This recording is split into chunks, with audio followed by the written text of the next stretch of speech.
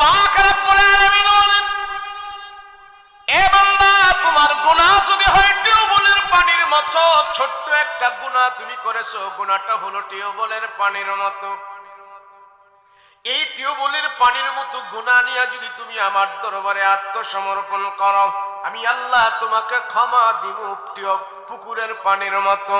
তোমার গুনাহ যদি হয় পুকুরের পানির মতো, আমি আল্লাহ তোমারে ক্ষমা দিব নদীর পানির মতো।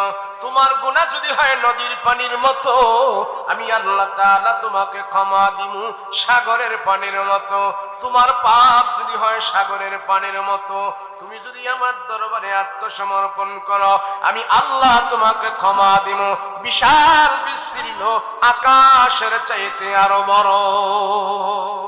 আমি আল্লাহর ক্ষমাটাই তোমার জন্য সবচেয়ে বড় হয়ে যাবে। ওমর রাদিয়াল্লাহু আনহু ডাক দিয়ে বলে, মানুষ শোনো, বান্দার প্রতি আল্লাহ যে কত বড় মেহেরবান, আল্লাহ যে কত বড় দয়াবান, আমি ওমর জানি, আমি ওমর জানি। আমি ওমর দেখেছি আল্লাহ তার বান্দাকে কেমনে ক্ষমা করে, আল্লাহ কত বড় জালেম আর জুলুমকে কেমন ভাবে দয়ার হাত বাড়িয়ে দেয়। আমি আল্লাহ, আমি ওমর দেখেছি। হযরত ওমর বলে, দুনিয়ার মানুষেরা রে, আমি মসজিদ থেকে ইবাদত বন্দেগী করে আমি রাস্তায় বের হলাম, হাঁটতেছি হাঁটতেছি, হাঁটতে হাঁটতে যখন আমি অনেক দূর গেলাম, সেখানে যাওয়ার পর আমি দেখতে পাইলাম একটা আরবি যুবক, সুদূরসুম চেহারাওয়ালা যুবক, সেখানে দাঁড়িয়ে দাঁড়িয়ে কান্না করতেছে, মাথার চুলগুলো ছিঁড়ে ফেলতেছে, বুকে হাত মারতেছে, হাউমাউ করে সেখানে শুধু কান্না করতেছে। ওই যুবকের চোখের পানি দেখে আমি ওমর সহ্য করতে পারি নাই। ওই যুবকের চোখের পানি দেখে আমার ওমরের কঠিন দিলটা পর্যন্ত নরম হয়ে গেছে। আমি হাঁটি হাঁটি পা পা করে যুবকের কাছে গেলাম, তাকে যা জিজ্ঞেস করলাম, মা ইবুকি সাব, ও যুবক, তোমার কোন জিনিস কাঁদাইতেছে, কেন তুমি এখানে কান্না করতেছো, কারণটা কি? যুবক কোনো কথা কয় না, ওমরের কথার কোনো উত্তর দেয় না। হযরত ওমর আবার বলে, যুবক, কেন কান্না করো? তোমার কি খাদ্যের প্রয়োজন না বাসস্থানের প্রয়োজন? কেন এখানে কান্না করো, কারণটা কি? কিসের অভাব তুমি বলো, আমি তোমার চাওয়া পাওয়া পুরা করব, তুমি আমার কাছে বলো, কেন এখানে কান্না করতেছো, কারণটা কি? হযরত ওমরের কথায় যুবক কথা বলে না, কোনো উত্তর দেয় না, শুধু কান্না করে, শুধু কান্না করে। রাহমাতুল লিল আলামিনের প্রিয় সাহাবী ওমর বিরক্ত হয়ে ধাবাত দিয়ে বলে, যুবক, কেন কান্না করো বলো, তুমি কি আমাকে চেনো না, নাকি আমাকে চেনো না, আমি কে? আরে রাহমাতুল লিল আলামিনের প্রধান সাহাবীদের ভিতর থেকে আমি একজন বড় সাহাবী, আমার নাম হলেন ওমরে ফারুক। রাসূল বলেছে, নবীজির পরে যদি কেউ নবী হয়, আমাকে আল্লাহ দুনিয়াতে নবী বানায়া পাঠাইতো। আমি একজন নবী মানুষ, আমার পয়গম্বরের পছন্দের মানুষ। এ যুবক, তোমার চোখে পানি দেখে আমি ওমর সহ্য করতে পারি না, কেন তুমি এখানে কান্না করো বলো? ওই যুবক ডাক দিয়া, ওমর গো, যেই জিনিসের জন্য আমি কান্না করি সেটা আপনি আমাকে দিতে পারবেন না, যেই জিনিসের জন্য আমি এখানে চোখের পানি ফেলতেছি আপনি আমাকে দিতে পারবেন না, অতএব আপনার কাছে বলে আমার কোনো লাভ নাই। হযরত ওমর ডাক দিয়া বলে, যুবক, আমি দিতে পারি আর না পারি সেটা পরের বিষয়, আমি তো শুনতে পারি তুমি কেন এখানে কান্না করো। যুবক তখন ডাক দিয়া, ওমর গো, দুনিয়ার কোনো খাদ্যের জন্য আমি কান্না করি না, বাসস্থানের জন্য কান্না করি না, দুনিয়ার আসবাবের জন্য আমি কান্না করি না, আমি কান্না করতেছি মস্ত বড় একটা পাপ করেছি, গুনাহ করেছি, সেই জন্য আমি এখানে দাঁড়িয়ে দাঁড়িয়ে কান্না করতেছি। ওগো ওমর বলেন, সেই পাপীর কথা যদি আপনার কাছে আমি বলি, আপনি কি আমার গুনাহ ক্ষমা করতে পারবেন কিনা বলেন? হযরত ওমর একবারে চুপ হয়ে গেছেন, লাজবাব হয়ে গেছে। না রে যুবক, না না, আমি যত বড় দামি সাহাবী হই না কেন, তোমার গুনাহ ক্ষমা করার অধিকার আমার নাই, আমি পারবো না গুনাহ ক্ষমা করতে। হযরত ওমর রাদিয়াল্লাহু আনহু ডাক দিয়ে বলে, যুবক, তোমার গুনাহ আমি ক্ষমা করতে পারবো না, তবে তোমাকে আমি একটা বুদ্ধি শেখাই দিতে পারি, পথ আমি দেখাই দিতে পারি রে যুবক। কি গো, আপনি কি পথ আমারে দেখাইবেন বলেন? বলে এখানে কাইদো না, তোমাকে আমার রসুলের কাছে নিয়ে যাব। আমার কাছে আমার রহমতের নবী আছে। ওই রহমতের নবী যদি দুইটা হাত উঠায় তোমার জন্য আল্লাহর দরবারে দোয়া করে, তাইলে নবীর দোয়ার বদলতে আল্লাহ তাআলা তোমার গুনাহ ক্ষমা করে দিতে পারে। এ যুবক আয়, আমার সাথে আয়, আমি তোমাকে আমার নবীজির বাড়িতে নিয়ে যাব। নবীর সামনে তোমাকে আমি দাঁড় করায়া দেব। তোমার মনের দুঃখ সব বলবা, তুই গুনাহ করেছো নবীর কাছে বলবা। নবীজির রহমতের হাত উঠায়া দোয়া করবে, আল্লাহ তোমার গুনাহ কথা ক্ষমা করে দিতে পারে। আয় আয় আয় আয়, আমার কাছে আমার নবীর কাছে আয়। এবার হযরত ওমর যুবককে ধরে ধরে পয়গম্বরের কাছে নিয়ে যায়। রাহমাতুল লিল আলামিনের কাছে নিয়ে যখন ফাটাইলেন, যুবক কি গুনাহ করেছো তুমি তো আমার কাছে বলো নাই, আমার নবীর কাছে তুমি বলো কি অপরাধ করেছো, কি অন্যায় করেছো। এবার যুবক কান্না করে, চোখের পানি ছেড়ে ছেড়ে কান্না করে আর বলে, ওগো রাহমাতুল লিল আলামিন, এই মদিনা শহরে মক্কা মদিনায় আমার মতো মনে হয় জঘন্য কোনো পাপী আর কেউ নাই। রাসূল বলে তুমি কান্না বন্ধ করো, পাপের ধরন আমার কাছে বলো, কি করেছো তুমি আমার কাছে বলো, আমি নবী তোমার জন্য দোয়া করব বলো। ওই যুবক কান্না বন্ধ করে বলে, ইয়া রাসূলুল্লাহ, ইয়া হাবিবাল্লাহ, পয়গম্বর, এই মদিনায় আমার বাড়ি, আমার বাপ দাদার বাড়ি এই মদিনা শহরে। আমি একজন মানুষ, আমি একজন যুবক মানুষ। নবী গো, আমি একটা কাজ করে আমি একটা পেশায় নিয়োজিত আছি, একদম খারাপ পেশা, একদম খারাপ নেশা গো রাসূল। আল্লাহর নবী বলে কি কাজ করো তুমি বলো। বলে আমি জাতে হইলাম একটা চোর, মাত্র আমি একটা চোর, চুরি করাটা আমার পেশা হয়ে গেছে, চুরি করাটা আমার নেশা হয়ে গেছে। আমি শুধু চুরি করি। কার কার চুরি করেছো? বলে অমুক তারা চুরি করেছি, তুমুকের চুরি করেছি। রাসূল বলেন যার যার থেকে তুমি চুরি করেছো তাদের সম্পদগুলো ফিরিয়ে দাও, তাদের কাছ থেকে ক্ষমা চেয়ে নাও। আল্লাহর রাসূল এই কথা বলার পর যুবক বলে, ইয়া রাসূলুল্লাহ, শুধু এতটুক নয়, আমি তো এই চোর না, মানুষের ক্ষেতের ফসলাদি চুরি করি না, বাগানের ফসলাদি চুরি করি না, মার্কেটের দোকানপাটে চুরি করি না, কারো কাটে শিন, কারো ঘরে আমি শিন করে চুরি করি না। ইয়া রাসূলুল্লাহ, ইয়া হাবিবাল্লাহ, কারো ঘরের ভিতর থেকে ধন সম্পদ নিয়ে আমি চুরি করি না। নবী বলে তুমি কি চুরি করো তাইলে? বলে ওই যে গোরস্থান দেখতেছেন, ওই গোরস্থানের ভিতরে যত নতুন নতুন মাইয়াতকে দাফন করা হয়, আমি রাত্রি বেলা যায় কবরের মাটিগুলো সরায়া, ডালপালাগুলো সরায়া, আমি কবরের ভিতরে নেমে মাইয়াতের কাফনের কাপড়গুলো চুরি করে আমি নিয়ে আসি। সেই কাপড়গুলো সকালবেলা আমি বাজারের মধ্যে বিক্রি করি, ওই টাকা দিয়ে আমার সংসার আমি চালাই। আমি হইলাম যাতে একটা কাফন চোর, কাফন চোর আমি।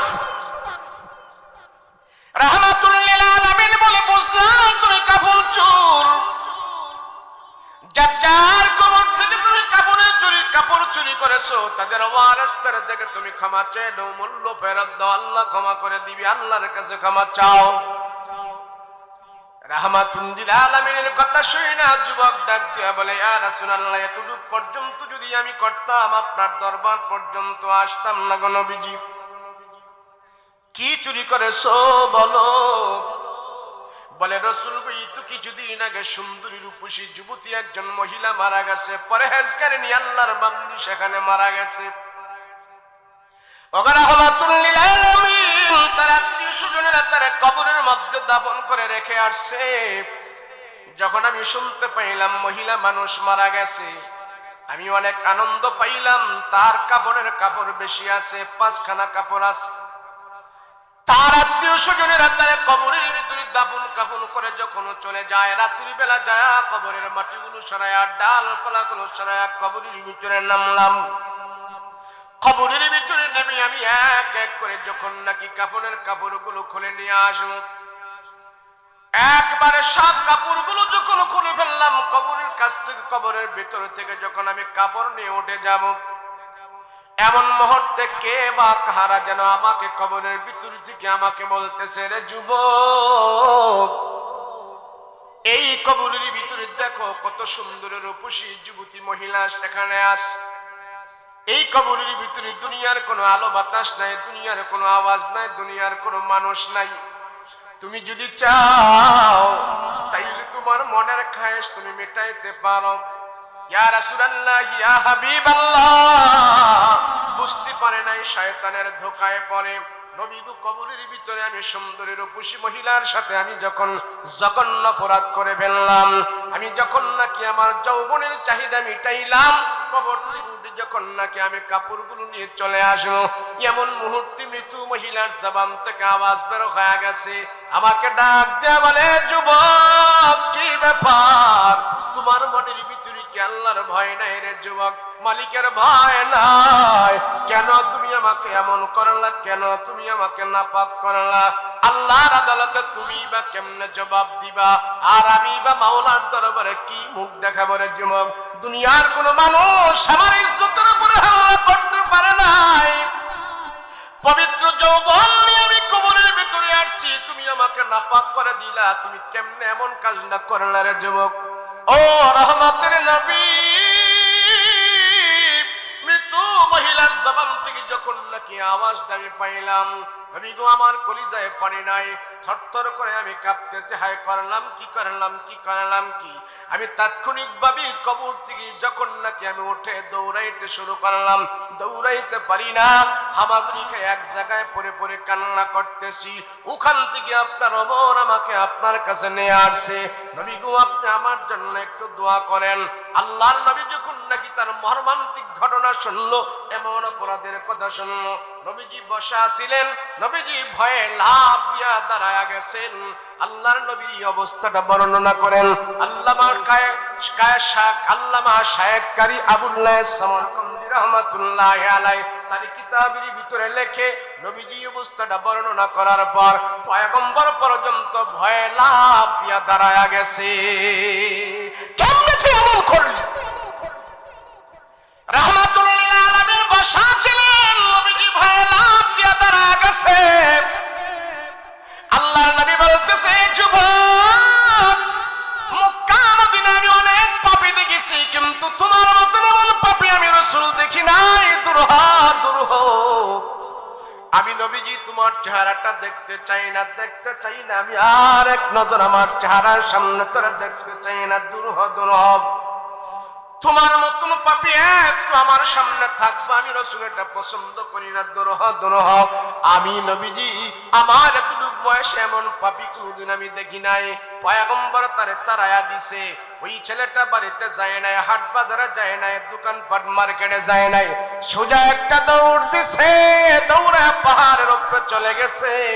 সেখানে যা কান্নাকাটি আরম্ভ করে দিয়েছে, কান্না করতেছে, চিল্লাপালা করতেছে, খাওয়া নাই, দাওয়া নাই, ঘুম নাই, নিদ্রা নাই, আরাম নাই, আয়াস নাই, কাঁদতে কাঁদতে সেখানে 40টা দিন কাটায়া দিছে। 40 দিনের পরে আল্লাহ পাক জিবরাইল আমিন আলাইহিস সালাতু ওয়াস সালামকে দিয়া কুরআনের একটা আয়াত দিয়ে আমার নবীর কাছে পাঠায়া বললেন,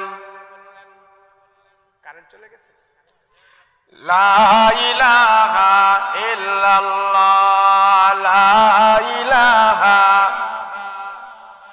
লা ইলাহা ইল্লাল্লাহ, লা ইলাহা, লা ইলাহা ইল্লাল্লাহ, লা ইলাহা, লা ইলাহা ইল্লাল্লাহ, লা ইলাহা ইল্লাল্লাহ, লা ইলাহা, লা ইলাহা ইল্লাল্লাহ মুহাম্মাদুর রাসূলুল্লাহ সাল্লাল্লাহু। আলহামদুলিল্লাহ, আল্লাহ আমাদের সবাইকে যে ধৈর্য সহকারে বসার তৌফিক দিয়েছেন, এই মজমা যেন আল্লাহ কবুল করে, বলেন আমিন। আল্লাহ আমাদের সবাইকে যেন মাফ করে দেয়, বলেন আমিন। আমরা লোকজন বেশি না কম? কম হয়েছে বিধায় কি দামও কম? দেখতে অনেক সময় অনেক জিনিস ছোট দেখা যায়, কিন্তু দাম অনেক বেশি, কথা বলেন ঠিক কিনা? আর ভালো জিনিসের খরিদ্দার কমই হয়ে থাকে, ঠিক না? স্বর্ণ, গোল্ড, হীরা, মণি, মুক্তা, এগুলা কি দেখায় বেশি দেখা যায় না কম দেখা যায়? যদিও সংখ্যায় কম দেখা যায়, কিন্তু দাম কি কম না দাম বেশি? আমাদেরও আজকে সংখ্যায় যদি কম দেখা যায়, আমাদের দাম অনেক বেশি। জাহান্নামের ভিতরেও মানুষ বেশি থাকবে, জান্নাতের ভিতরে মানুষ কম থাকবে। জান্নাতি মানুষের সংখ্যা কম হবে পৃথিবীতে, আর জাহান্নামের সংখ্যা মানুষ বেশি হবে। তা আমরা যেহেতু আজকে সংখ্যায় কম, জান্নাতের সাথে আমাদের এই সংখ্যা মিল আছে, কথা বলেন ঠিক কি না? রাসূল পাক সাল্লাল্লাহু আলাইহি ওয়াসাল্লাম যুবককে বিদায় করে দিল। তোমার মতন যুবক আমি মক্কা মদিনায় কোনোদিন দেখি না। আমি রাসূল আর এক মুহূর্ত তার চেহারা দেখতে চাই না। দূর হও, আমি নবীজি তোরে দেখব না। দূর হও, আমার এখানে থাকার আর তোর সময় নাই। ছেলেটা মনে করলো, হায় হায়, নবী যদি আমার জন্য এখন বদদুয়া করে, তাহলে তো এক্ষুনি আল্লাহর গজব আমার উপরে শুরু হয়ে যাবে, আর আমি এখানে থাকবো না। আল্লাহর রাসূলের কাছ থেকে দৌড়ি পাহাড়ের উপরে যে সেখানে কান্না করতেছে, হায় হায়, আসমানের নিচে জমিনের উপরে আমার চাইতে বড় কোনো গুনাহগার নাই। ও মালিক, তুমি আমারে ক্ষমা করো, তুমি আমারে ক্ষমা করো, তুমি আমারে ক্ষমা করো। এইভাবে কাঁদতে কাঁদতে যখন 40 দিন কাঁদলো, চোখে পানি নাই, জীর্ণ শীর্ণ হয়ে গেছে, চিকনা হয়ে গেছে, হেল্লা হয়ে গেছে, আল্লাহ তার এই ডাক কবুল করেছে, তার দোয়া কবুল করেছে। জিবরাইল আমিন আলাইহিস সালাতু ওয়াস সালামকে কোরআনের একখানা আয়াত দিয়া আমার রাসূলের কাছে ওই যুবকের পক্ষে আল্লাহ কোরআনের আয়াত নাযিল করে দিয়েছেন। মুসলমান ভাইয়েরা রে আমার, জিবরাইল আমিন কোরআনের আয়াত নিয়ে হাজির হয়ে আমার পয়গম্বরকে সালাম দিল, আসসালাতু ওয়াসসালামু আলাইকা ইয়া রাসূলুল্লাহ। ও পয়গম্বর, এই তো কিছুদিন আগে আপনার কাছে যেন একটা গুনাহগার যুবক আসছিল। রাসূল গুনাহগার যুবকটা এখন কোথায়, তার খবর আপনার কাছে আসেনি। নবী বলে, না না না, তার খবর আমার কাছে নাই, খবর আমার কাছে নাই। আমি তারে তাড়ায়া দিছি, এত বড় পাপীরে আমার কাছে জায়গা দেয় নাই, তারে আমি তাড়ায়া দিছি। সেদিন জিবরাইল আমিন আমার পয়গম্বরকে 3টা প্রশ্ন করেছিলেন।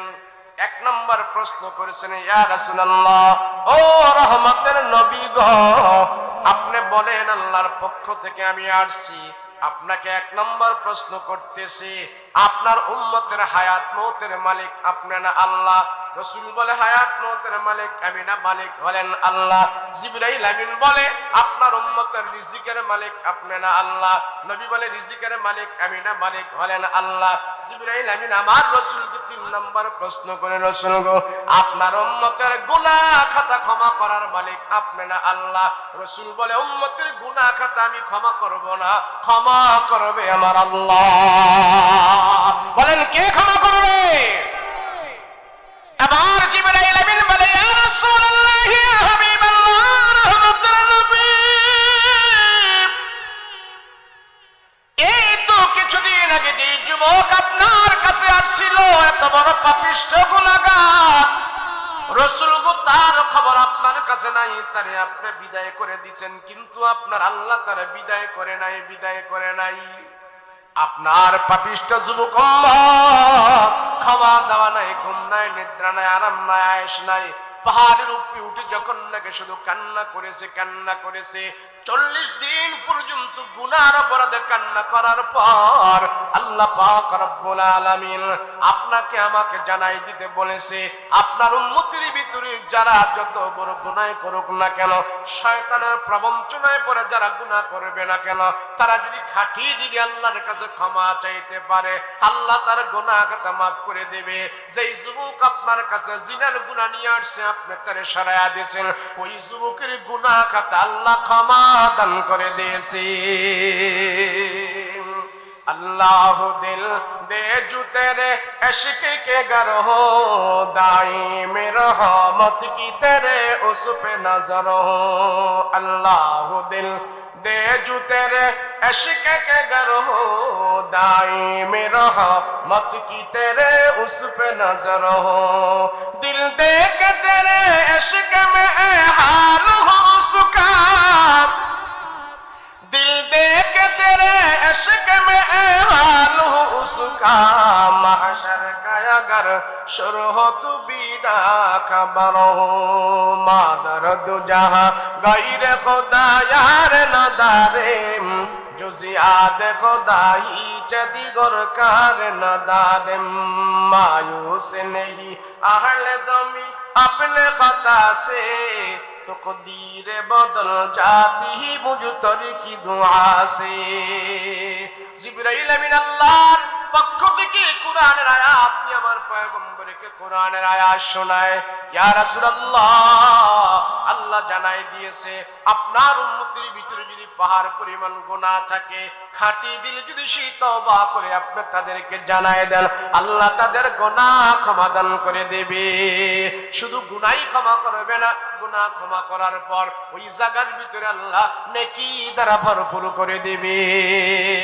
ইল্লা মান তাবা ওয়া আমানা ওয়া আমিলা আমালান সালিহা ফাউলাইকা ইউবাদদিলুল্লাহু সাইয়্যাতিহিম হাসানাত ওয়া কানাল্লাহু গফুরার রাহিমা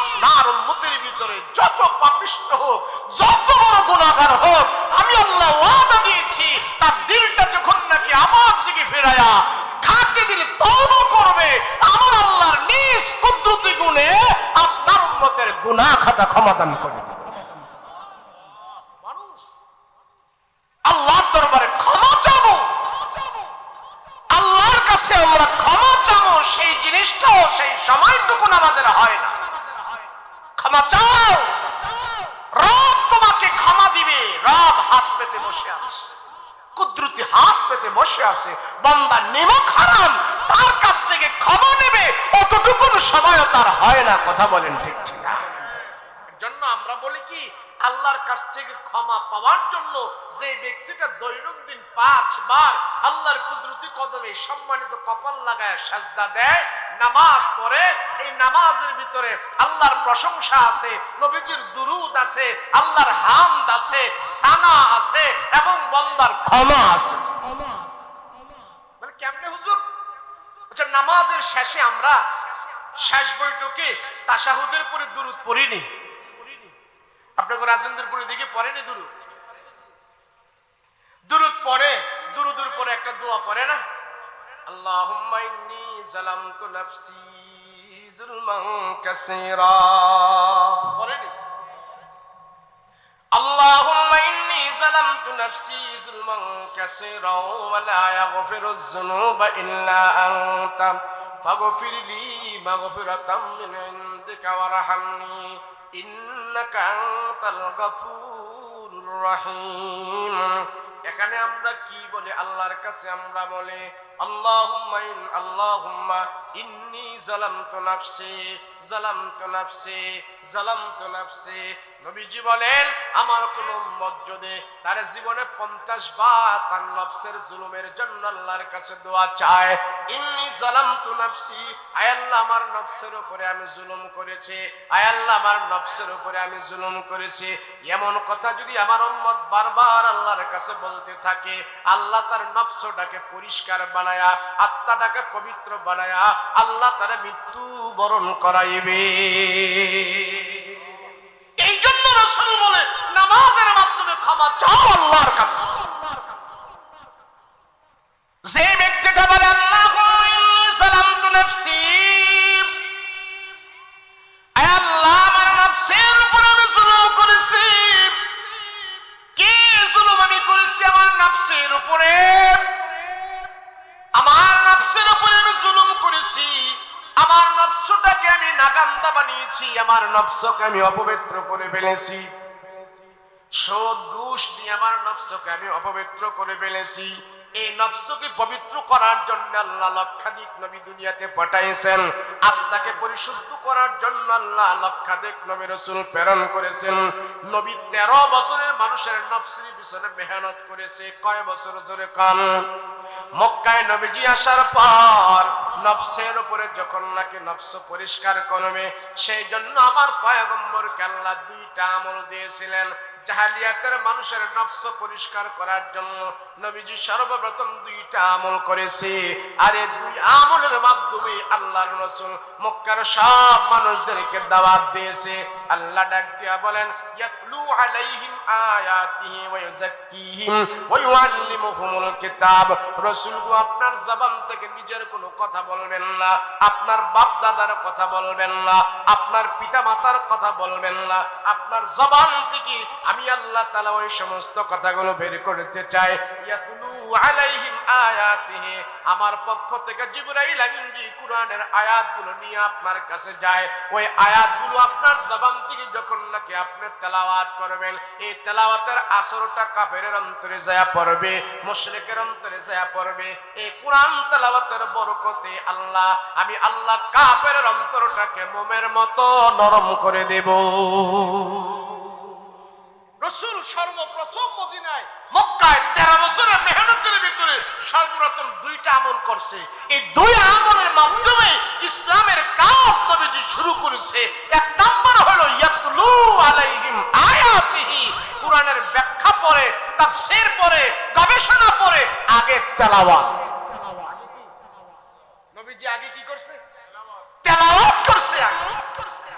এই তেলাওয়াত শুনে মক্কার বেঈমান কাফেররা আমার রাসূলুল্লাহর প্রতি আশিক হয়েছে, পাগল হয়েছে। এমন কি মিস্টার আবু জাহেলও রাসূলের কুরআন তেলাওয়াত শোনার জন্য সারা রাত নবীজির ঘরের পিছনে দাঁড়িয়েছিল। আল্লাহর নবীর কুরআনের তেলাওয়াত মিস্টার আবু জাহেল প্রথম দিন কান লাগা শুনছে।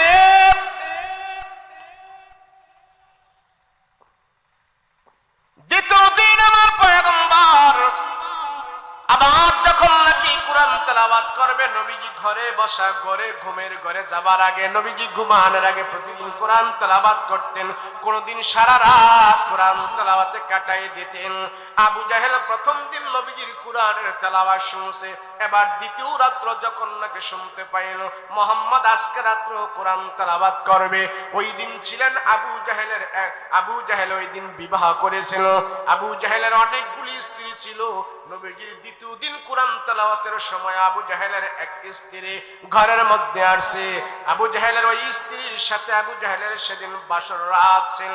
বাসর রাত্রির ভিতরে আবু জাহেলের স্ত্রী বসা আছে, আর স্ত্রী সুন্দরী রূপসী স্ত্রী বাসর ঘরের ভিতরে বসা। আর আবু জাহেল এখনো ঘরের মধ্যে আসে না, বাসর ঘরের মধ্যে এখনো আসে নাই, রাত্রি অনেক হয়ে গেছে। এবার স্ত্রী দেখতে পাইল আবু জাহেল একবার বাসর ঘরে আসে, আবার ঘর থেকে চলে যায়, একবার আসতে চায়, আবার ঘর থেকে চলে যায়। স্ত্রী ডাক দিয়া বলল, প্রাণের স্বামী আমার, কি ব্যাপার, আপনি এমন আনচান করতেছেন, কারণটা কি? কি সমস্যা আপনি আমার কাছে খুলে বলেন, সব সমস্যা আমার কাছে বলবেন।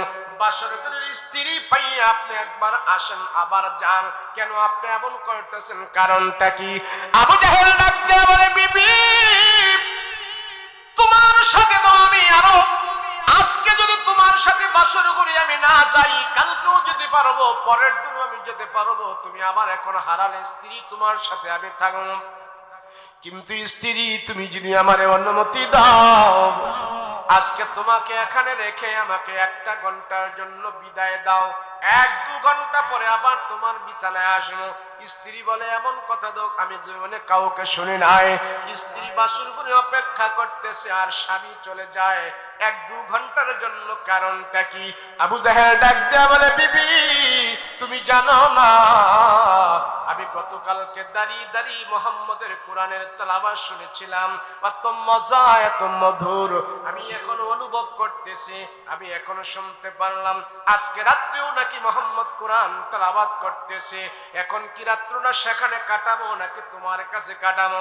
এখন আমি সিদ্ধান্ত নিলাম পুরা রাত আমি মোহাম্মদের কাছে কাটাবো না, তুমি আমাকে একটু অনুমতি দাও, আমি 1-2 ঘন্টা মোহাম্মদের ঘরের পাশে দাঁড়িয়ে দাঁড়িয়ে মোহাম্মদের কোরআন তেলাওয়াত গুলো আমি শুনতে চাই, তারপরে আমি তোমার কাছে আসবো। বিবি বললে জান জান, আমার কাছ থেকে আমি অনুমতি দিয়ে দিলাম, আমি আপনার জন্য অপেক্ষা করতেছি, আপনার দিলের মজা অনুভব করেন মুহাম্মদের কোরআন তেলাওয়াত শুনে। আবু জাহেল যায় আমার নবীজির পয়গম্বরের ঘরের দরজার পিছনে যায় দাঁড়ায় দাঁড়ায় কোরআনের তেলাওয়াত গুলো শুনতেছে। নবীজির সুরুলিত কণ্ঠে যখন নাকি নবীজি কোরআনের তেলাওয়াত করতেছে, আবু জাহেল দাঁড়িয়ে দাঁড়িয়ে পয়গম্বরের তেলাওয়াত গুলো শুনতেছে, এমন ভাবে মনোযোগ সহকারে শুনতেছে, একবারে সূর্যের আলো চলে আসছে, নবীজির কোরআন তেলাওয়াতে সে মগ্ন হয়ে গেছে। নবীজি ফজরের আগে যখন নাকি কোরআন তেলাওয়াত বন্ধ করে ফজরের নামাজ পড়তে গেল, আবু জাহেল সেখানে দাঁড়ায় আছে। যখন নাকি সূর্যের আলো দেখলো, আবার দেখলো, এরপরে আবু জাহেলের কোরআন তেলাওয়াত শুনতে শুনতে ঘুমায়া যাওয়ার পর সূর্যের আলো সহ্য লাগার পর এরপরে আবু জাহেল ওখান থেকে দৌড়ায়া বাসর ঘরের স্ত্রীর কাছে চলে আসছে। 1 ঘন্টা ছুটির জন্য গেছে, শেষ পর্যন্ত যখন নাকি নবীজির কোরআন তেলাওয়াত শুনতে শুনতে আবু জাহেল শেষ পর্যন্ত চলে আসছে, একটু আড়ালে যে আবু জাহেল বলছে এখন আর যাব না, আরো অনেকে আসছে শুনতে, আমি এখন শুয়ে পড়ি এখানে, ফর্সা হলে এরপরে যাব, কেন আরো যদি লোকজন আসে তাদের সাথে আমার দেখা হয়ে যাবে। সূর্যের আলো চলে আসছে আর দেশের কথা, এরপরে আবু জাহেল স্ত্রীর সাথে যায় দেখা করছে। স্ত্রী বলল 1 ঘন্টার জন্য আপনি আমার থেকে বিদায় নিয়েছেন, এখন সকাল হওয়ার পরে আসছেন, কারণ কি? বলে বিবি আজ থেকে তোমার প্রতিদিন আমি সময় দিব, আজকে দিলের ভিতরে যে মজা পেয়েছি এটা স্ত্রীর ভিতরে পাবো না, টাকার ভিতরে পাবো না, দুনিয়ার সবচেয়ে মজা মুহাম্মদের জবান থেকে আমি আজকে পেয়েছি। রাসূল পাক সাল্লাল্লাহু আলাইহি সাল্লাম মানুষকে গুনাহ থেকে মুক্ত রেখেছেন। সমস্ত মানুষগুলো জাহান্নামের ধার প্রান্তে গিয়ে দাঁড়িয়েছিল। আল্লাহ বলেন রাসূলকে যেই জামানায় আমি প্রেরণ করেছি সেই জামানার মানুষগুলো গুনাহ করতে করতে করতে করতে জাহান্নামের গর্তের পারে গিয়ে তারা দাঁড়িয়েছিল। আমার নবী সেখান থেকে যায়া ওকুনতুম আলা শাফা হুফরাতিন মিনান নার ফানকাযাকুম মিনহা, তাদের কোমরে ধরে ধরে আমার রাসূল জাহান্নামে। আল্লাহ ডাক দিয়া বলবে এমন গরিব কারা কারা ছিলি তোরা সাইড হ, এই অভাবের কারণে কারা আমাকে সাজদা দিতে পারো নাই তোমরা এক সাইড হও। হাসরের ময়দানে আল্লাহ ডাক দিয়া বলবে এ গরিব বেনামাজিরা, অভাবের কারণে তোমাদের সংসারে অভাব থাকার কারণে আমার সম্মানিত কপাল আমার কুদরতি কদমে লাগাইতে পারো নাই, কারা কারা সাইড হও। হাসরের ময়দানে আল্লাহ সব গরিব বেনামাজিদেরকে এক সাইড করাইবে, এক সাইড করায় আল্লাহ পাক ডাক দিয়া বলবে তোমরা গরিব ছিলা? বলে হ্যাঁ আমরা গরিব ছিলাম। আল্লাহ আপনারে আমরা সাজদা দিতে পারি নাই গরিব হালাতের কারণে, গরিব হওয়ার কারণে, দিন মজুর হওয়ার কারণে মসজিদে যাওয়ার সময় পাই নাই। আল্লাহ বলবে এমন গরিব কারা কারা ছিল তোমরা এক সাইড হও, এক সাইড হও। সব বেনামাজি গরিবদেরকে হাসরের ময়দানে এক সাইড করায়া আল্লাহ ডাক দিয়া বলবেন তোমরা গরিব? বলে হ্যাঁ আমরা গরিব। আল্লাহ তাদের মোকাবেলায় সমস্ত নবীদের ভিতর থেকে যিনি সবচেয়ে গরিব নবী ছিলেন ওই গরিব নবীকে তাদের মোকাবেলায় হাজির করবে। তোমরাও গরিব ছিলা, আমার পয়গম্বর একজন গরিব ছিল, ওই পয়গম্বরের নাম হলেন ঈসা আলাইহিস সালাতু ওয়াস সালাম। ওনার কোনো সম্পত্তি ছিল না দুনিয়াতে, বিটা মাটি ঘর বাড়ি ছিল না। ঈসা পয়গম্বরকে আল্লাহ ডাক দিয়ে বলবে তারহানা ঈসা, ও পয়গম্বর ঈসা তুমি কোথায় আসো, তুমি কোথায়, তুমি আসো। ঈসা পয়গম্বরকে আল্লাহ পাক ডাক দিয়া বলবে ও ঈসা আমার এই বান্দাগুলো বলতেছে তারা নাকি গরিব ছিল, গরিব হওয়ার কারণে তারা দুনিয়াতে আমার সম্মানিত কপাল লাগায়া আমার কুদরতি কদমে তারা সেজদা দেয় নাই, মসজিদে যাওয়ার সময় পায় নাই, নামাজ আদায় করে নাই। এ ঈসা গো, দুনিয়াতে তোমার কি কি সম্পদ ছিল, তুমি কতটুকু ধনাঢ্য মানুষ ছিলা, তুমি বলো। তোমার থেকে তো আমার কোনো হুকুম ছুটে নাই, তুমি আমার কোনো একটা ছোট হুকুম অমান্য করো নাই। আজকে তোমার সম্পদের বায়ুটা নেওয়া হবে।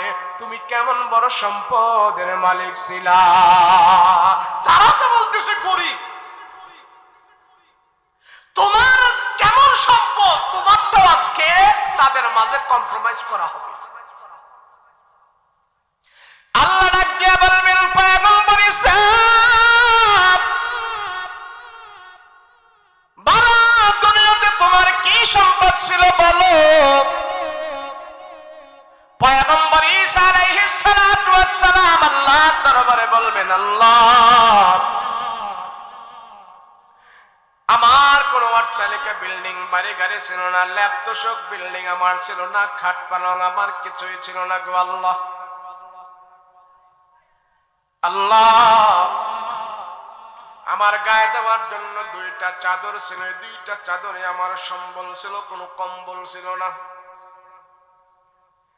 দিনের বেলা একটা চাদর জড়াইয়া আমি গোসল করতাম, আর একটা চাদর সারা শরীরে আমি জড়াইয়া রাখতাম। রাতের বেলা একটা চাদর আমি বিছাইতাম, আর একটা চাদর আমি গায়ে দিতাম।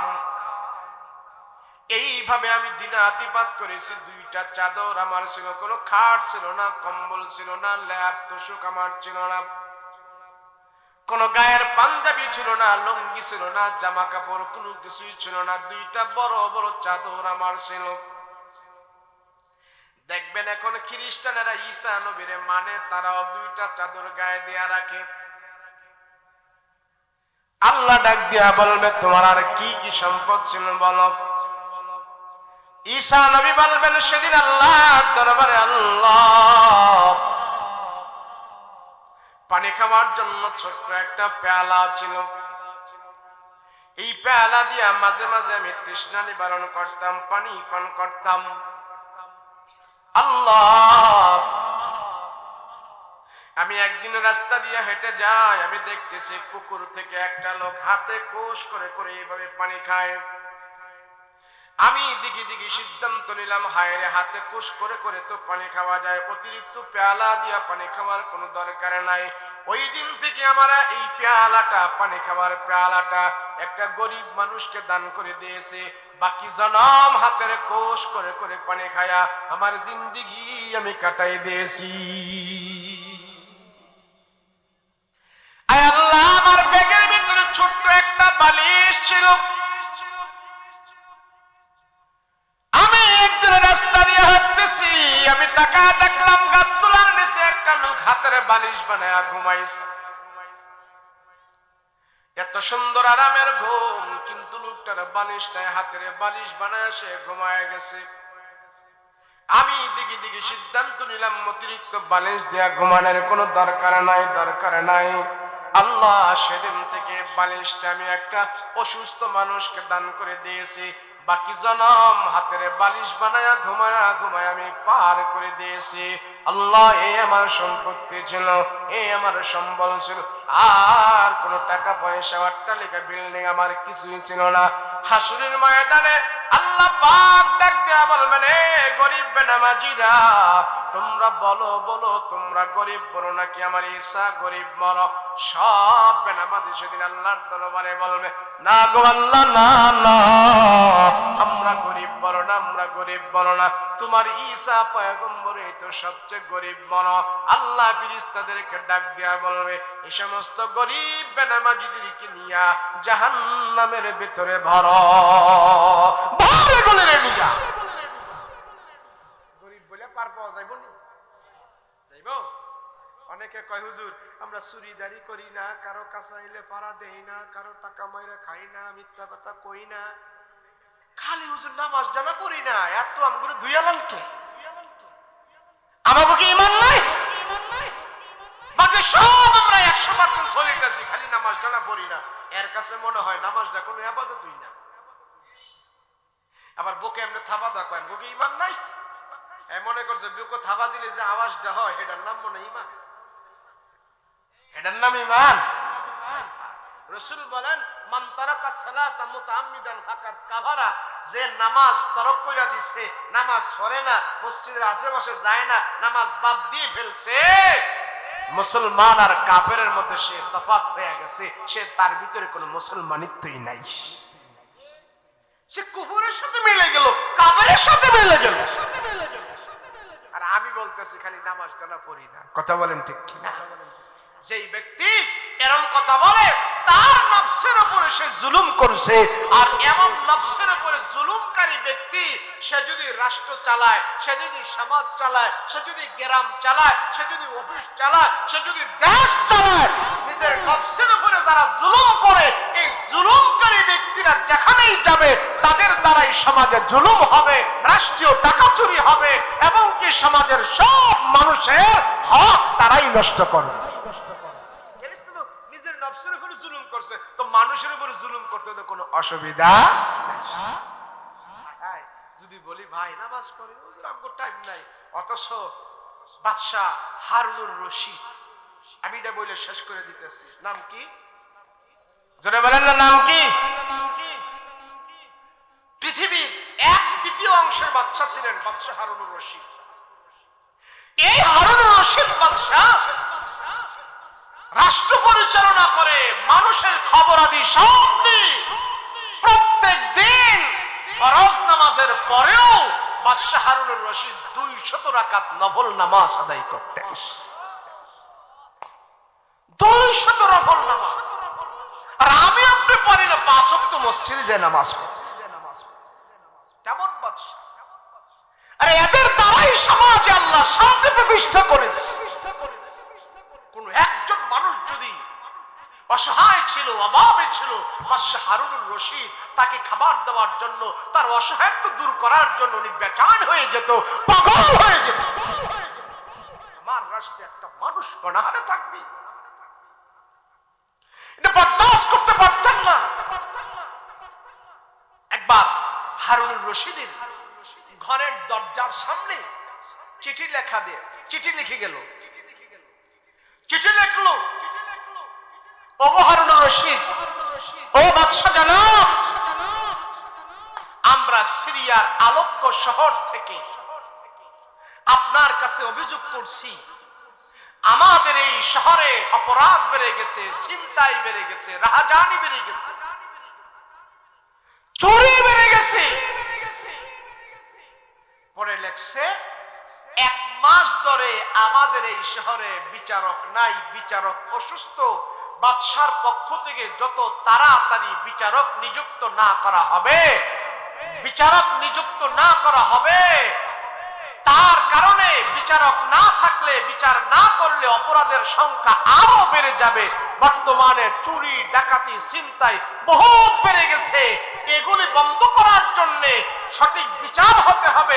এখন বিচারকই নাই, এর জন্য অপরাধ বেড়ে গেছে। দয়া করে বাদশা জনাব, আপনি আমাদের শহরের জন্য একজন কাজী বিচারক নির্ধারণ করে দেন। তো এই কথা যখন নাকি বাদশা হারুনুর রশিদের দরজার উপরে লেখা, উনি দেখতেছে, হায় হায় সর্বনাশ, আমি জানি না 1 মাস ধরে সেখানে বিচারক নাই, এখন কারে বিচারক নির্ণয় করবে?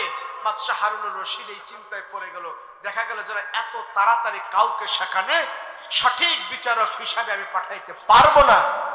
নিজে নিজে সিদ্ধান্ত নিল যে আমি ছদ্মবেশে বাদশা না সেজে বিচারক সেজে সেই সমাজে চলে যায়। সিরিয়ার আলেপ্পো শহরে ওই হারুনুর রশিদ চলে গেছে মানুষের বিচার করার জন্য, বিচারক সেজে। বাদশা এখন নিজেই বিচারক, কেউ জানে না উনি যে বাদশা, উনি বিচারক হিসাবে সিরিয়ার আলেপ্পো শহরে চলে গেছে, বহুত দূরে।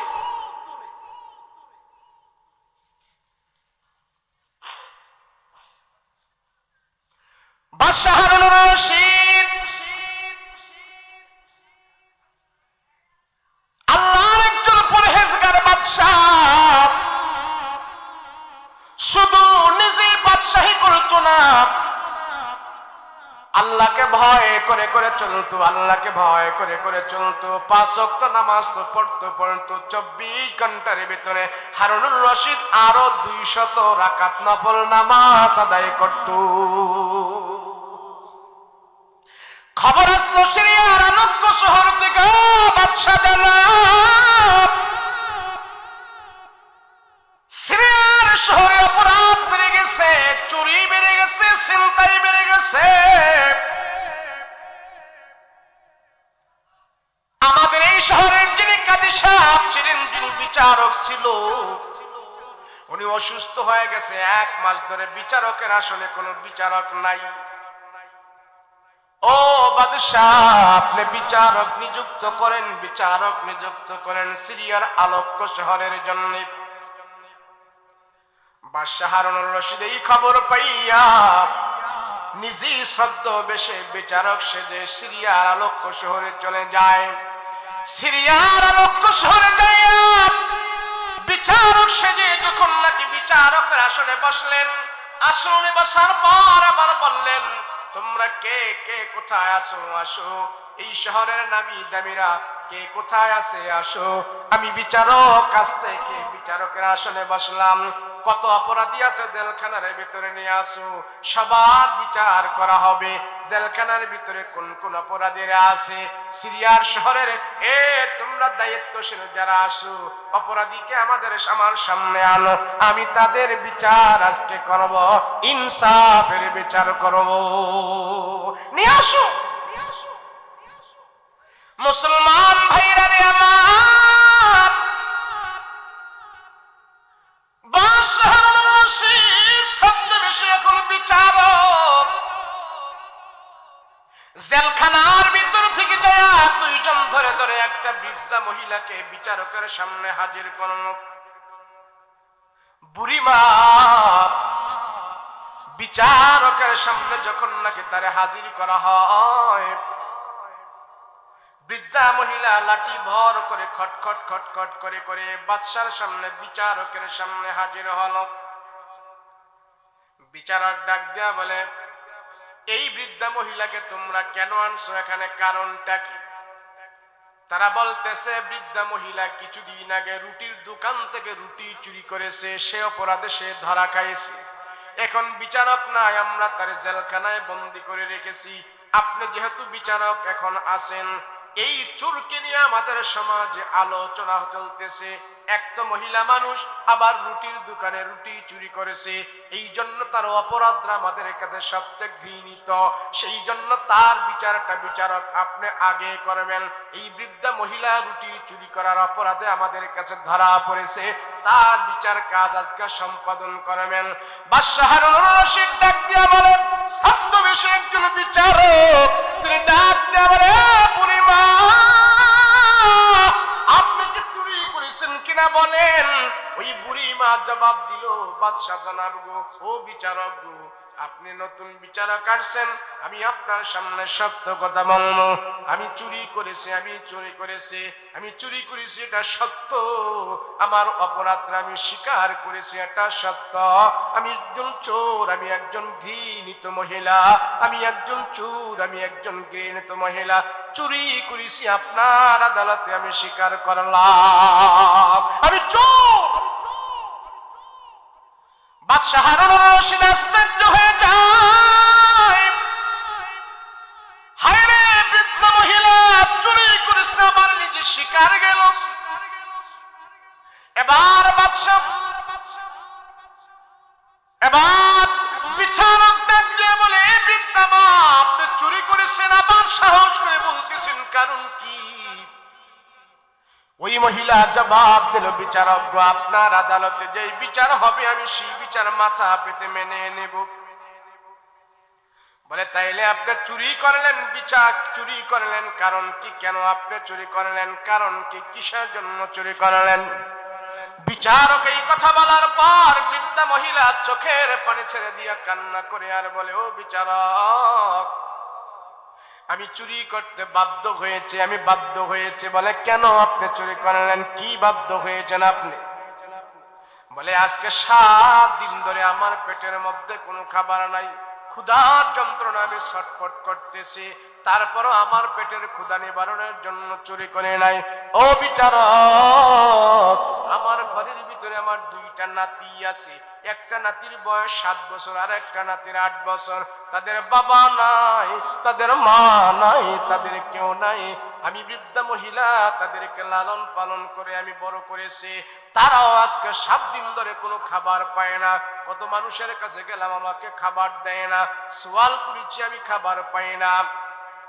আমি রাতের বেলা আমার এই 2 নাতি নিয়ে আমি ঘুমাই। 7 দিন ধরে যখন নাকি তাদের পেটের মধ্যে কোনো খাবার নাই, তারা কান্না করে, তাদের চোখের পানি আমি আর কত মজনু।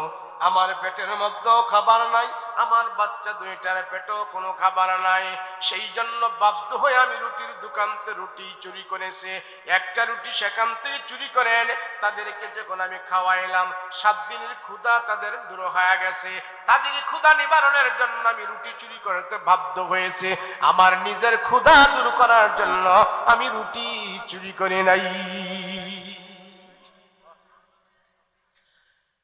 কাজী সাহেব বিচারক আশ্চর্য হয়ে যায়।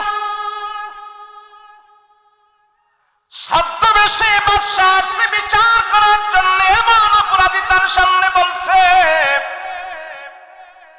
এক তো বৃদ্ধ মহিলা, আমার 7 দিন পর্যন্ত কোনো খাবার নাই।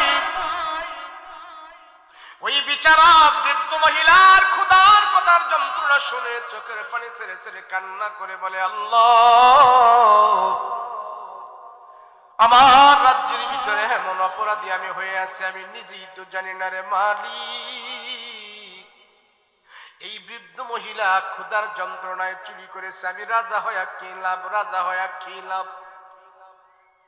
তাৎক্ষণিকভাবে বিচারক ঘোষণা দিলেন, এই বৃদ্ধা মহিলাকে তোমরা জেলখানার ভিতরে নিয়ে যাও। আজকে বৃদ্ধা মহিলার কোনো বিচার হবে না, আগামীকাল সকাল 10টা বাজে বিচার হবে। এই মহিলা চুরি করেছে, সে চুরি করার জন্য একা সে অপরাধী নয়, তার চুরি করার অপরাধে আমরা সবাই অপরাধী। রাষ্ট্র দায়ী, সমাজ দায়ী, এই নেতা কর্মীরা দায়ী। এই মহিলা যে চুরি করেছে সে একা দায়ী নয়, তার বিচার আমি একা করব না।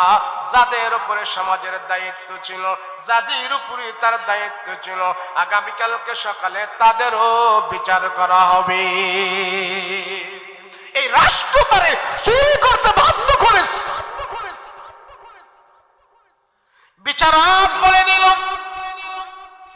এই সমাজের ভিতরে যিনি ধনাঢ্য ধনী মানুষ, যার অর্থ সম্পদ আছে, আগামীকালকে সকাল বেলা তারেও আমার মজলিসে হাজির করব। খাদ্য গুদামের চাবি যার কাছে আছে, ওই খাদ্য গুদামের ম্যানেজারকেও হাজির করব। পুলিশ প্রধান যে আছে তারেও হাজির করব। এই 3 শ্রেণীর মানুষকে আমার কাছে হাজির করব। আর আমি তো এখানে আছি। বৃদ্ধা মহিলাকে জেলখানার ভিতরে নিয়ে যাও। জেলখানার ভিতরে নিয়ে যাওয়া হলো। এবার আগামীকালকে সকালবেলা যখন হলো, সকালবেলা বৃদ্ধা মহিলাকে বিচারের বৈঠকে হাজির করলাম। এলাকার ধনী ব্যক্তিকে হাজির করা হলো, পুলিশ ডিপার্টমেন্টের হেডকে হাজির করা হলো, খাদ্য গোদামের চাবি যার কাছে ছিল তারও হাজির করা হলো। হাজির করার পর আমার বিচারক ডাক দিয়া বলে, ও মা, আপনার কথাগুলো আপনি বলেন, কেন চুরি করেছেন?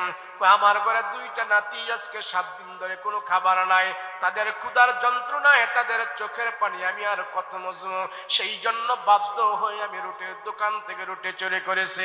বিচারক ডাক দেয়া বলে, এই শিল্পপতি, তোমার তো আল্লাহ অনেক সম্পদ দিয়েছে, তোমার তো অনেক টাকা পয়সা আছে, তোমার সমাজে বৃদ্ধা মহিলাটা কেন চুরি করলো? তুমি তার খবর রাখো নাই কেন? তার ভরণ পোষণের দায়িত্ব তোমার উপরে ছিল, তুমি খবর না রাখার কারণে এই মহিলাটা চুরি করতে বাধ্য হয়েছে। কেন খবর নিলে না? তোমার কাছে খাদ্য গুদামের চাবি আছে, তুমি খাদ্যমন্ত্রী, কার ঘরে খাবার নাই, কার পেটে খাবার নাই, কোন মানুষটা অনাহারে আছে, কেন তুমি খবর নাও নাই? তোমার উপরও বিচার হবে, তুমিও বিচার। আজকে এই বিচারের তুমিও একজন অপরাধী, তোমার বিচার হবে। তাকেও সাইড করাইলো। আইন শৃঙ্খলা বাহিনীর হেডকে ডাকলো, তুমি কেন তাদের খবর রাখো নাই? এই অনিয়ম কেন হইল? কেন তুমি খবর রাখো নাই?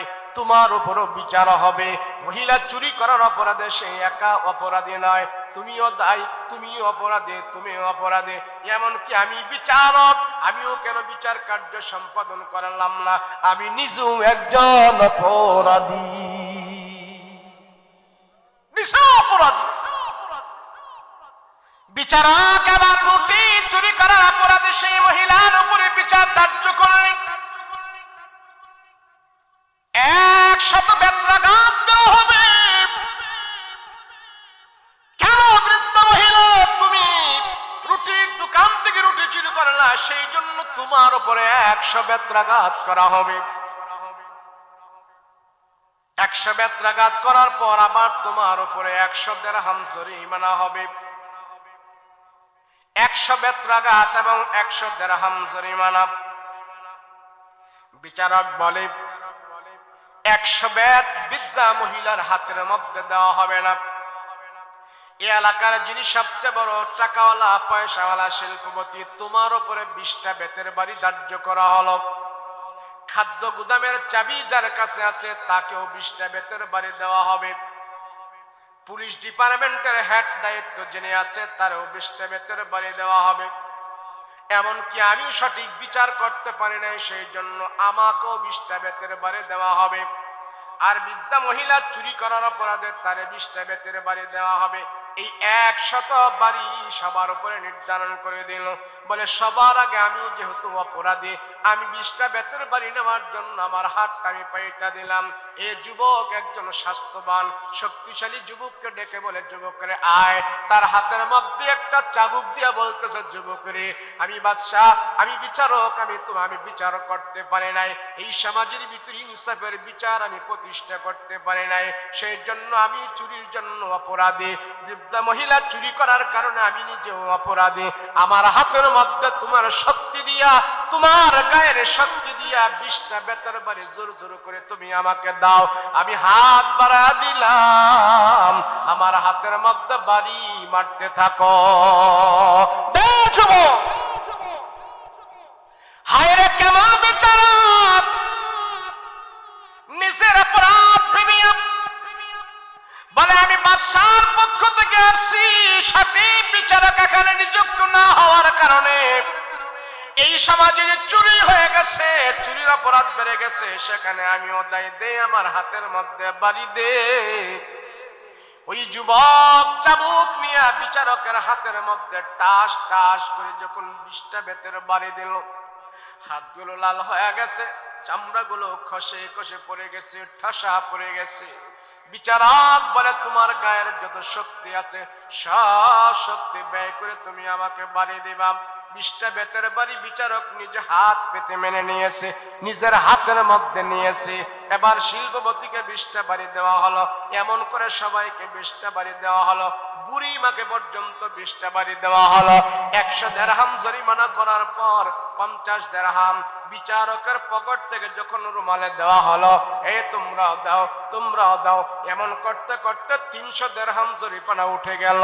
50 দিরহাম বুড়ি মাকে দিয়া দিল, আর 50 দিরহাম রুটিওয়ালাকে দিয়া দিল। তোমাদের এখানে পাওনা দাওনা শেষ, আর কিছু ছিল সব সরকারি কোষাগারে জমা দিয়া দিল। এবার বিচারক ডাক দিয়া বলছে, বিচার হয়েছে কিনা? বলে হ্যাঁ হয়েছে। বিচারক ডাক দিয়া বলে, বুড়ি মাগো, আগামী 1 সপ্তাহ পরে সিরিয়ার আলেপ্পো শহর থেকে তুমি বাদশা হারুনুর রশিদের দরবারে তুমি যাইবা, সেখানে তোমাকে আবার পুরস্কার করা হবে। বিচার এখানে শেষ নয়, ওখানেও করা হবে। এখানে তোমার অপরাধের বিচার করেছি, হারুনুর রশিদের দরবারে যাইবা, সেখানে তোমাকে পুরস্কার করা হবে। 1 সপ্তাহ পরে বাদশা হারুনুর রশিদের কাছে এই চোরকৃত মহিলাকে, চোর মহিলাটাকে 2 জন ধরে ধরে হারুনুর রশিদের দরবারে নিয়ে গেল। সেখানে যাওয়ার পর দেখতেছি হারুনুর রশিদ আগের দিন সমস্ত মানুষদেরকে এলান করে দিল, এ তোমরা আগামীকালকে সকালবেলা বাদশা হারুনুর রশিদের দরবারে উপস্থিত থাকবা। তৃণমূল পর্যায়ের মানুষেরা সেখানে উপস্থিত থাকবা, একটা ফয়সালা হবে, তোমরা সবাই ফয়সালার রায় দিবা। সব মানুষদেরকে মাইকিং করে থাকার জন্য জানায় দিলেন বাদশাহ হারুনুর রশিদ। আর বৃদ্ধা মহিলা কি সেখানে যা তারা যখন হাজির করলো, এবার বৃদ্ধা মহিলা সেখানে উপস্থিত হয়ে দেখতেছে অনেক মানুষের সমাগম, সব মানুষ সেখানে দাঁড়ায় আছে। বৃদ্ধা মহিলা এবার দেখতেছি আমার বিচার করবে হারুনুর রশিদ, আমাকে পুরস্কৃত করবে হারুনুর রশিদ। এবার বাদশার চেয়ারের দিকে তাকায় দেখতেছে ওই চেয়ার থেকে একটা মানুষ উঠে আগায় আগায় বৃদ্ধা মহিলার দিকে আসতেছে। মহিলার কাছে যখন আসলো, বৃদ্ধা মহিলা চিনতে পারলো এটা নাকি বাদশাহ হারুনুর রশিদ। বলে আপনার নাম কি বাদশাহ হারুনুর রশিদ? বলে হ্যাঁ। বলে আপনাকে তো আমি চিনি, ওই তো কিছুদিন আগে আপনি সিরিয়ার আলোক্য শহরে আমার চুরির অপরাধে আপনি আমার হাতের মধ্যে 20টা বাড়ি দিয়েছিলেন। আজকে আপনাকে আমি দেখতেছি এখানে বাদশাহ, আপনার হাতের মধ্যে তো আপনি বাড়ি নিয়েছিলেন, আপনার হাতের মধ্যে তো এখনো দাগ আছে। বাদশাহ হারুনুর রশিদ ডাক দিয়ে বলে, ও মা, ওই দিনের বিচারক ছদ্মবেশী এখান থেকে আমি গিয়েছিলাম। আমি শুধু বিচারক নয়, আমি নিজেই হারুনুর রশিদ, আমার নাম হলো হারুনুর রশিদ। আমি গিয়েছিলাম সেখানে ইনসাফের বিচার করার জন্য। এবার হারুনুর রশিদ ডাক দিয়া বলে, এ মা, আজকে এখানে আপনাকে আনছি পুরস্কৃত করার জন্য, আজকে পুরস্কার হবে। ওই মহিলা যখন দেখতে পাইলেন আগের দিনের বিচারক এখানে বাদশা হয়েছে, কিছুদিনের আগের বিচারক এখন বাদশা, উনি এখন কাঁপতেছে, ভয় পাইতেছে, হায় রে, ওই দিন বিচার করেছে সেই দিনের ব্যথা আমার এখনো যায় নাই, আজকে পুরস্কারের নামে যদি আমাকে আরো আঘাত করে আমি কি করব? মহিলা ডাক দিয়া বলে, ও বাদশা জনাব, এত মানুষের সামনে আমাকে আজকে কেন এখানে আনছেন? আপনি তো আমার বিচার করছেন, এখন আবার কি বিচার করবেন আমাকে? এবার বাদশা হারুনুর রশিদ ডাক দিয়া বলে, মাগো, আপনার কোনো বিচার করব না, আপনার বিচার করব না, আজকে আপনার বিচার করব না, আজকে হবে আমার বিচার, আমার বিচার। বলে আপনার কি বিচার হবে? হারুনুর রশিদ ডাক দিয়া বলে, বুড়িমা, আমি ছিলাম আপনার গোলাম, আপনার দায়িত্বে, আমি বাদশা থাকা অবস্থায় মাগো আপনার পেটের ভিতরে 7 দিন ধরে কোনো খাবার নাই, ক্ষুধার যন্ত্রণায় আপনি ছটফট করেছেন, কান্না করেছেন। আমি হারুনুর রশিদ আপনার খবর রাখতে পারি নাই, সেই জন্য আমার নিজেকে আমি নিজে সবচেয়ে বড় অপরাধী মনে করতেছি। কেন আপনার খবর আমি রাখতে পারি না? আমি ব্যর্থ একজন বাদশা, আমি একজন ব্যর্থ রাজা, আপনার খবর আমি রাখতে পারি নাই। এ মা, এত মানুষ এখানে আমি হাজির করলাম, শুধু আপনি আমাকে একটা কথা দেন, হাসরের ময়দানে আল্লাহর আদালত ইনসাফের বিচার কায়েম করলেন, আপনি যে তো ন্যায়পরায়ণ বাদশা, আমার জীবনে আমি কোনোদিন দেখি নাই, নাম শুনেছি আপনার, দেখেছি আপনাকে, আমি বৃদ্ধ বয়সে আপনার নেক হায়াত, আপনার জন্য আল্লাহর দরবারে আমি দোয়া করতে থাকবো। কেন? মানুষ যখন তার নিজের নফসের উপরে ইনসাফ করে না, নফসের উপরে জুলুম করে, নফসের উপরে জুলুম করে ওই মানুষটা যে কবিরা গুনাহ করে, যে হারাম খায়, যে সুদ খায়, যে আল্লাহকে চিনে না, যে জিনা করে, ব্যভিচার করে, এই মানুষটাই তার নফসের উপরে জুলুম করে। সেই মানুষ নফসের উপরে জুলুম করে, সেই মানুষ অন্যের প্রতিও জুলুম করতে পারে। সেজন্য রাসূল বলেন, গুনাহ ছাড়ো। কি ছাড়ো? গুনাহ ছাড়ো, নফসকে পরিশুদ্ধ করো, আত্মাকে পরিশুদ্ধ করো, অল্পের ভিতরে আল্লাহ তোমার শান্তির ব্যবস্থা করে দিবে। আমরা গুনাহ ছাড়বো ইনশাআল্লাহ, কথা বলেন ঠিক কিনা? কবিরা গুনাহ করব না, গুনার দিকে আমার মন যাবে। আল্লাহ দুনিয়াটারে সাজাইছে এইভাবে, দুনিয়াটারে আল্লাহ সাজাইছে এইভাবে, হারামের দিকে মন যাবে, নাজায়েজের দিকে মন যাবে, জিনার দিকে মন যাবে, যাবেই যাবে। এটা দুনিয়া, ওই যখন যাবে তখন সেখান থেকে টান দিয়ে আনার নাম হলো মুজাহিদ, আর এই মুজাহিদদেরকে আল্লাহ জান্নাত দিয়ে পুরস্কৃত করবে। সুদ খাইতে মন চায়, ঘুষ খাইতে মন চায়, পরের উপরে অত্যাচার করতে মন চায়, নিজের রাগ আরেকজনের উপরে মিটাইতে মন চায়, ওই সময় যদি আমি সবুর করি, ধৈর্য ধরি, আল্লাহ বলে তোমার উপরে আমার রহম আমি আল্লাহ দান করি। ধৈর্য ধারণ করবো তো ইনশাআল্লাহ। আল্লাহ আমাদেরকে কথাগুলোর উপরে আমল করার তৌফিক দান করেন, আমিন। সবাই ইস্তিগফার করেন, আস্তাগফিরুল্লাহাল্লাযী লা ইলাহা ইল্লা হুয়াল হাইয়ুল কাইয়্যুম ওয়া আতুবু ইলাইহি লা হাওলা ওয়ালা কুওয়াতা ইল্লা বিল্লাহিল আলিয়্যিল আযীম। আল্লাহুম্মা সাল্লি আলা সাইয়্যিদিনা নাবিয়্যিনা শাফিয়ানা হাবিবানা মাওলানা মুহাম্মদ সাল্লাল্লাহু তাআলা আলাইহি ওয়া আলা আলিহি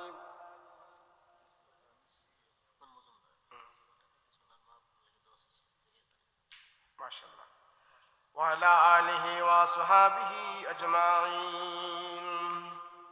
সকলের জন্য দোয়া করব, দেশের জন্য দোয়া করব, দশের জন্য দোয়া করব। বিশেষ করে আমগুলো লাগে দোয়া করেন। কেরে জানেন নি, আমরা সারা রাত রাস্তাঘাটে থাকতে হয়।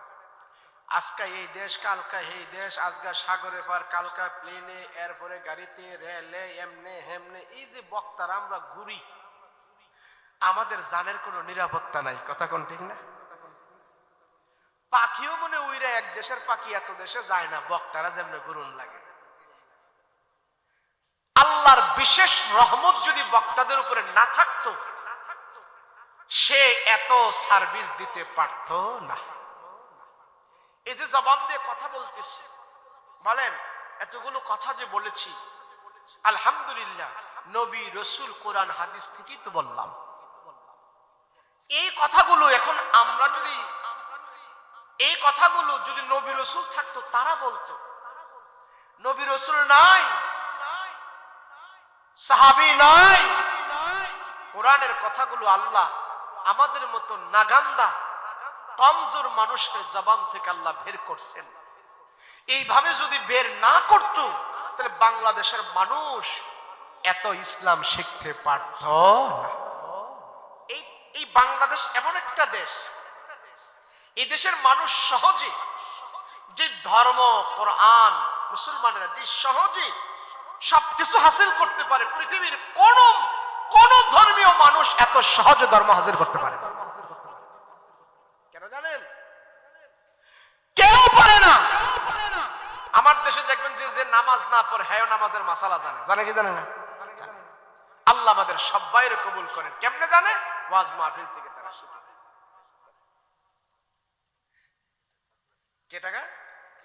মোহাম্মদ অলিউল্লাহ ভাই, হ্যাঁ, গ্রাম দরানি চালা, ছোট মেয়ের জামাই বকুল হোসেন জয়, বোর্ড বাজার, ৫,০০০ টাকা বকুল ভাইয়ের মা বাবার জন্য দোয়া চেয়েছেন। আল্লাহ কবুল মঞ্জুর করেন, বলেন আমিন। আল্লাহ আপনার দান তুমি কবুল করো, দানের হাদিয়া সোনার মদিনায় পৌঁছে দাও, আব্বা আম্মার গুনাহ খাতা মাফ করো, বলেন আমিন। দোয়া করবো আমরা। আল্লাহুম্মা আমিন। ربنا ظلمنا أنفسنا وإن لم تغفر لنا وترحمنا لنكونن من الخاسرين رب ارحمهما كما ربياني صغيرا رب ارحمهما كما ربياني صغيرا اللهم اكفني بحلالك عن حرامك وأغنني بفضلك عمن سواك। আল্লাহ তাআলা মেহেরবান পরওয়ারদিগারে আলম, আল্লাহ রাত্র অনেক হয়ে গেছে, তোমার আশিকিন জাকিরিন মুহিব্বিন বান্দারা দুইটা হাত তোমার আদালতে উঠায় রাখছে। আল্লাহ তাকায়া দেখো কত পাকনা দাড়িওয়ালা, পাকনা চুলওয়ালা মুরব্বী বাবারা হাত উঠাইছে। বয়স বৃদ্ধি হবার কারণে তাদের চুল দাড়ি পাইকা গেছে, গায়ের চামড়া ঢিলা হয়ে গেছে, চোখের পাওয়ার নষ্ট হয়ে গেছে। মালিক, এমন বৃদ্ধ বাবা জিদেরকে তুমি মাফ করে দাও। আয় আল্লাহ, পর্দার আড়ালের মা বোনেরা আছে, আয় আল্লাহ তাদেরকে আবেদা জাহেদা বানায় দাও, আখিরাতের জ্ঞান তাদেরকে দান করে দাও। সমস্ত গুনাহ থেকে আল্লাহ তাদেরকে তুমি হেফাজত করে দাও। আয় আল্লাহ মাহফিল তুমি কবুল করে নাও। আয় আল্লাহ মাহফিলের আয়োজন যারা করেছে, শ্রম দি, বুদ্ধি দি, পরামর্শ দিয়ে, আল্লাহ টাকা দিয়ে, মেধা দিয়ে, যে যেভাবে সহযোগিতা করেছে আল্লাহ প্রত্যেকের সহযোগিতা কবুল করে নাও। রব্বুল আলামিন,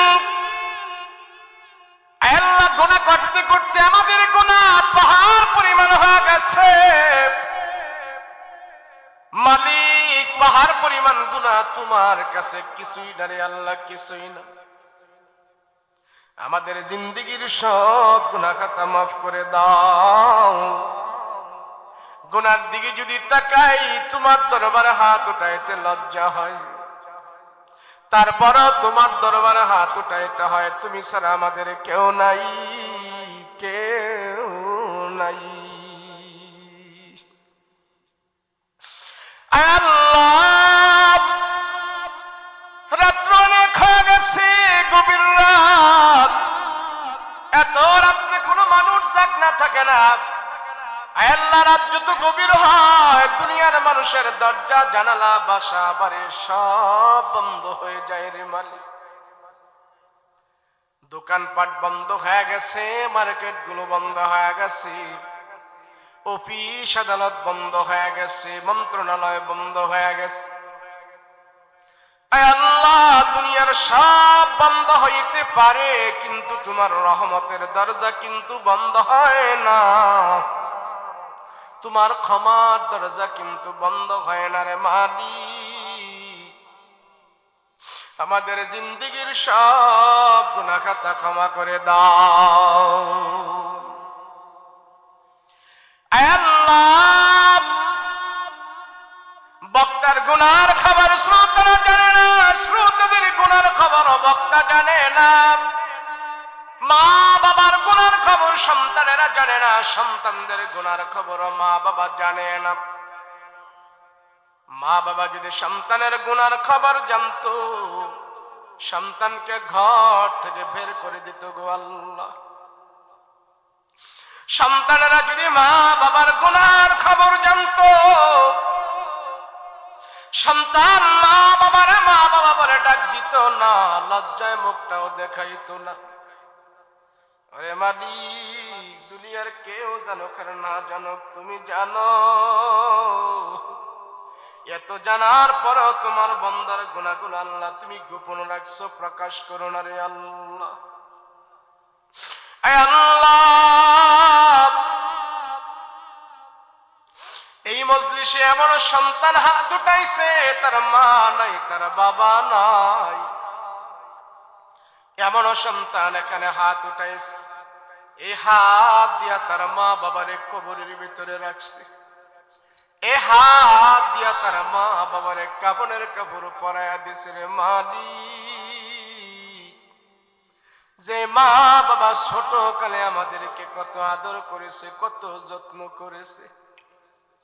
আয় আল্লাহ, ঈদের দিন আসলে বাবা আমাদেরকে নতুন জামা পরায় আনন্দ করাইতো, নতুন জুতা পরায় আনন্দ করাইতো। কিন্তু ওই বাবার মৃত্যুর পরে আমরা বাবারে কাফনের জামা পরায় বিদায় করে দিছি। আয় আল্লাহ, ছোট কালে মা বাবা আমাদেরকে আদর করে যত্ন করে গোসল করায়া দিছে, সাবান দেয়া ঘষা মাজা করে আমাদের ময়লা পরিষ্কার করে দিছে। আল্লাহ, সেই মা বাবারে আমরা আদরের গোসল করাইতে পারি নাই। মৃত্যুর পরে বরুই পাতার গরম জলের পানি দিয়া গোসল করাইয়া দিছে। ওরে মালিক, মা বাবা আমাদেরকে কাঁধে করে করে নিয়ে কত আনন্দ করেছে, কিন্তু মৃত্যুর পরে ওই মা বাবারে আমরা কাঁধে করে করে নিয়ে কবরের ভিতরে রেখে দিয়ে আসছি। আল্লাহ, ও মালিক, সেই মা বাবারে যদি কবরে কষ্ট দাও আমরা সন্তানেরা সহ্য করব না। ওই মা বাবার কবরে তুমি জান্নাতের বাতি জ্বালায়া দাও, ওই মা বাবার কবরের ভিতরে তুমি জান্নাতের বিছানা বিছায়া দাও। আয় আল্লাহ, মা বাবার হক আমরা আদায় করতে পারি নাই। আল্লাহ, মা বাবার হক আমরা আদায় করতে পারি নাই। ওই মা বাবারে তুমি জান্নাতের মেহমান বানায়া দাও। রব্বুল আলামিন, মক্কা মদিনায় যাবার তৌফিক দান করে দাও। নবীজির রওজার পাশে আমাদেরকে দাঁড় করায়া দাও, প্রাণ ভরে নবীর আমরা সালাম জানাবো সেই ব্যবস্থা করে দাও। আয় আল্লাহ, আমাদের মরণ হবে জানি, তুমি আমাদের কি ইমানে মরণ দাও, বেঈমানে মরণ দিও না, নাপাকে মরণ দিও না, মুনাফিকে মরণ দিও না, জাহান্নামী মরণ দিও না, ইমানি মরণ আমাদেরকে দান করিও।